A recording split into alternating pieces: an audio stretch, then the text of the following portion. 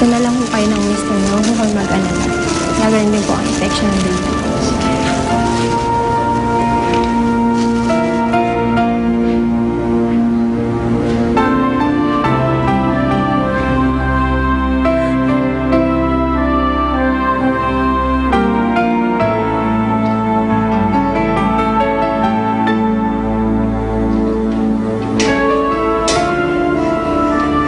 Kawawa naman si Ninyo.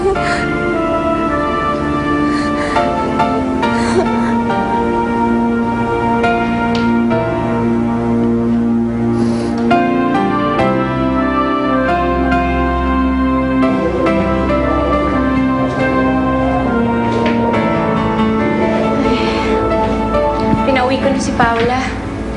Baka mamaya nag-aalala na si tatay eh.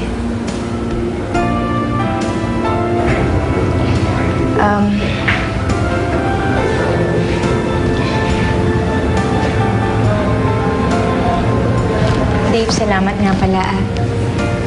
Maraming salamat sa lahat ng mga ginawa mo. Hindi dahil sa'yo, siguro. Wala yun.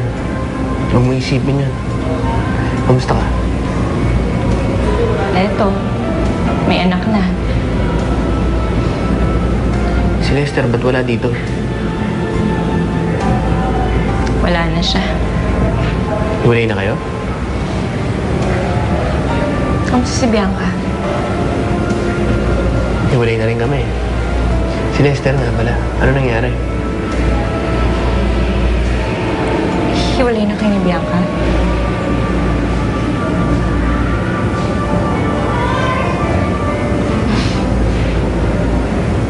Paano ka? Wala kang katulong sa pag-alaga kay Ninyo.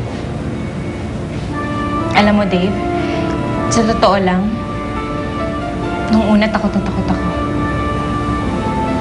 Hindi pa ako handa.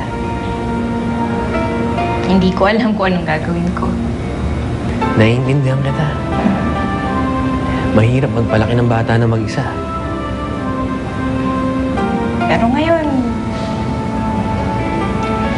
mahal na mahal ko siya. Hindi ako papayag na may mangyari hindi maganda sa kanya, Dave. Responsibilidad ko na siya ngayon.